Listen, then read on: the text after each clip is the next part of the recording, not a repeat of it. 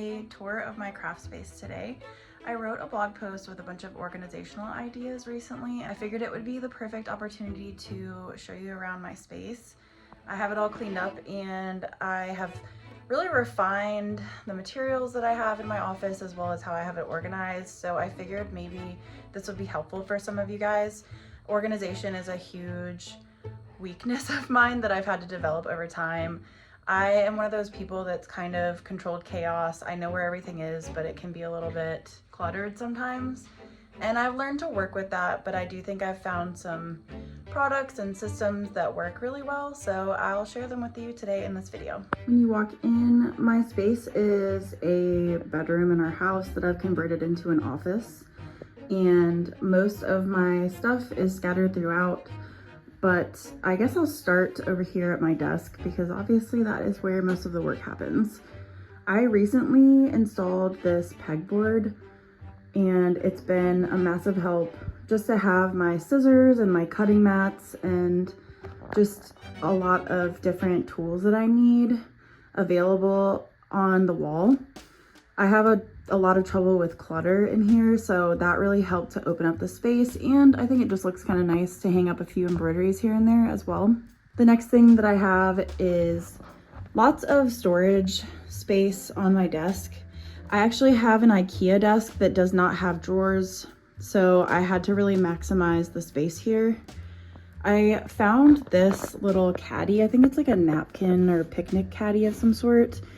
And I just keep markers, pencils, some extra wool thread that I have, and like tools that I would need in there. And then I have lots of cups and whatnot full of embroidery scissors, that kind of thing. And then on my desk as well, I keep lots of pin cushions, and I have this needle book here that I think I've shared about before. So I basically have all of my little small things over in this corner. Next, I have just some drawers full of things. So I keep lots of extra stuff in here. I've got beads, washi tape for packaging, lots of floss that I don't use super often, like metallic threads, that kind of thing. I've got lots of like pearl cotton in here as well because I don't use those as often, but I do use them. And then I've got like silk ribbon, business cards. I think all of these are business cards, yeah. I love these little Notion boxes or apothecary boxes. They're really good for any sort of sewing notions to just organize everything. And this one actually has label holders on them. I've never used them, but that is something that would be helpful. I have lots of tins and boxes. I've thrifted both of these. I think they're so cute. This one has a little girl mending a little boy's outfit, and I just keep lots of sewing stuff in here when I need to use my sewing machine, and haven't quite filled this one up yet, but just extra beeswax, needle minders, that kind of thing. I've always got my iPad around because that's normally what I use to design, and this is the project I'm currently working on. It's a fairy door for the month of August on my Patreon. And then I always have a huge box of threads, as you can see. I actually love this case. It's not anything super aesthetically pleasing, but it has two sides to it. So you can flip it around and open up both sides. I have almost every DMC color, so this thing comes in handy all the time. I don't like to have a bunch of extra cases that I have to sort through, so I like that it's consolidated all into one. Next, I have my embroidery stand here. This is my favorite embroidery stand. It's a Nerge. For hoops, I love to use this. And then I just recently got this slate frame stand. It's not completely set up right now, but the bars separate out, and then you can put the slate frame on the bars. And then I have my little magnifying lamp here. I don't use it all the time, but I have been playing around with this, and I do like using magnification every once in a while. Next, I have this little drawer full of more things. I've got silk threads, linen threads, just basically bits and bobs of things. I've got a couple of current projects that I'm working on, and this is packaging down below. And I also keep another drawer full of different things. I don't think I've filled this one up completely, but again, I love these little drawers. They're perfect for needles. So I have them sorted into a couple of different needle sizes that I have in here for packaging, but also just for my own use for projects. I think all of these are needles really. And then this side is not as full. Eventually I will fill it up though. I probably have more stuff I could put in it. Here's some silk ribbon. I left some stuff out because this is just realistically how my desk looks, but I have a leather planner over there. That thing is so nice. I'll link it below if you need a planner. It's one of the ones where you can actually take the insert in and out, and I really like it because it'll last forever. I don't have to get a new one. It's a little bit dusty, but yeah, really high quality leather. Love this thing. And then I've got my camera for my photos for my patterns. I have all of my slate frames over here that I use, and I also have a scroll frame in the back here that I'm actually going to test out soon for Ada Fabric for a cross stitch project. And then I've got just some cutting mats, a Cricut, and then most of my needlecraft reference books are down here. I keep all the ones I most frequently reference, and I have my camera bag, and I have this like vintage hat box right here, which I just keep a bunch of other sewing notions in. These are great for organization as well, I think.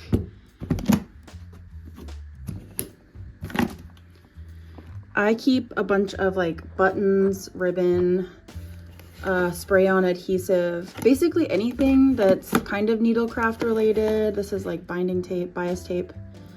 So I just keep everything in here that I need for other craft projects that aren't super related to embroidery. So I don't use them every day, but I keep that in this box. And then I have a bunch of embroidery thread down here as well. I know I said I didn't like to keep a ton of extra cases, but these are generally ones where I had like extra thread that I bought and I didn't want to wind it up yet. So I keep extra colors in here. And then I have a couple of extra variegated floss and different brands that I don't use as much, as well as lots of my cotton and crewel tapestry floss. So I have lots of different extras down here that I don't use every day. Over here, I have a little packaging area and a storage area. I have my printer, and I got this little drawer from Michael's a while back. I think you can get them from IKEA as well. And then I have extra packaging in this area. It's not very pretty really, but it does the trick. I love these storage cubes. I have a bunch of them, clearly, as you can see. I had books in one of them beside this. And then I keep lots of my shipping supplies and my kit supplies in here. Keep lots of embroidery hoops. This is all envelopes, I believe. I got lots of embroidery thread for my kits. And then this is kind of a disaster, but it's basically projects that I've done. I just kind of keep them all piled in there if I'm not planning on selling them or displaying them. And then I keep lots of stabilizer, stick and stitch, that kind of thing, transfer paper, extra embroidery hoops. This is kind of a catch-all, but most of it's for transferring designs over. And then these are my little slate frame legs as well.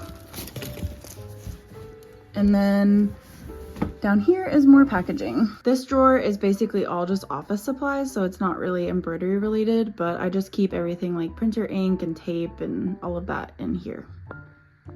Over here is my packaging area and my computer desk, which again is not much to look at. And then I have a mannequin for trying on clothing or, you know, draping jackets over for embroidery projects, as well as my ironing board. And then over in this corner, I don't really talk about this much on this channel because it's not a part of my channel, but I do chain stitch embroidery and I use an antique embroidery machine. Figured I'd mention it just because it's a part of this and I think it's a really cool machine, but I do that as a separate part of my business. I've kind of separated it out, so that is that. I have some cute little vintage trinkets and sewing notions over here. I have these vintage needle books that I got from an antique shop in town, and I thought they were so cool.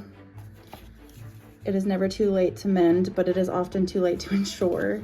It's just an insurance marketing booklet basically, but it has real needles in it. And I mainly got it too because of the front. I thought it was beautiful, and I used to live in Richmond, so I thought it was funny that I found this here in North Carolina. And I utilize this shelf for a bunch of little tools here, like you can see. And then I have a couple of vintage hoops and scissors on this shelf as well. This shelf, I have a bunch of different stuff on it. Basically at the bottom of the shelf here, I keep a lot of chain stitch supplies, extra crafting supplies, picture frames, pretty much anything. Over in the corner here, I have a bunch of wooden backgrounds for photographs. And then I have a little drawer full of sewing thread when I need to use that.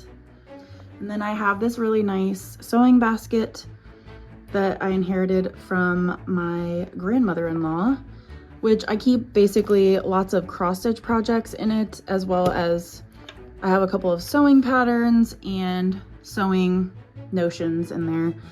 And I keep my machine under my desk because I don't use it a ton, but I have some packaging, which this is kind of running thin, but that's usually what's there. And then I keep most of the fabric that I use for embroidery in this container here. I have more in the closet, but these are the ones that I reach for the most, and it's mostly like cotton and linen fabric. Here I have a couple of stamps for embroidery kits, and then I found this duck at a thrift store, and I just thought it was really cute. And I keep felt in there. Sometimes I'll work with felt, so I just keep all of the felt in the basket. And then I found this really cool globe pincushion at an estate sale. I'm a little afraid to actually use it because there's rusty pins in it, and I don't want to put needles in it that I'm using. I don't want to get tetanus. I don't know if that's a thing, but comment below if you know. But I just use it as a prop or as decoration. And then I got this for hand positioning for sketching. And then on the top here, I have some reference books that I don't use quite as often. I have like printouts of old embroidery patterns that I've found online, as well as a few color cards and a little mug for watercolor, just a couple of little props. Nothing that I reach for super often. Over in my closet here, it's a little bit messy, but I keep extra clothes if I have projects for chain stitch stuff. I keep lots of like fabric and a few odds and ends in the top here. It's not super unorganized, but it's also not super sorted. And then I have some containers full of watercolor. I've got an iron in here, extra clothes. And then basically, I have this box in the way right now, but I basically keep some of my embroidery stabilizers in here, as well as fabric scraps in the bottom that I sometimes will reach for. That is pretty much it. I think I showed you everything. Sorry if it was a little messy, but I hope that you got some ideas out of this. I feel like the most helpful organization for me has been the embroidery floss storage, as well as the little cubbies that I have. I think those two are some of the best organizational tools. As well, actually, I would say the pegboard too has really helped, and I could probably utilize it even more. I think vertical storage is key. So if you don't have much space, think about what you can put on your walls, add some shelves, that kind of thing. So yeah, I hope you enjoyed my little cozy craft space. I think it's fun. I'm always rearranging and decorating things. It evolves over time. It never looks the same year to year normally, but I do feel like I've found a system that works relatively well. So I don't foresee myself changing it too much more now. I think that I'm pretty good. So we'll see. I hope you enjoyed this video. It's a little different than what I normally do, but if you like embroidery content and embroidery tutorials, please consider subscribing, and I'll see you in the next video. Bye.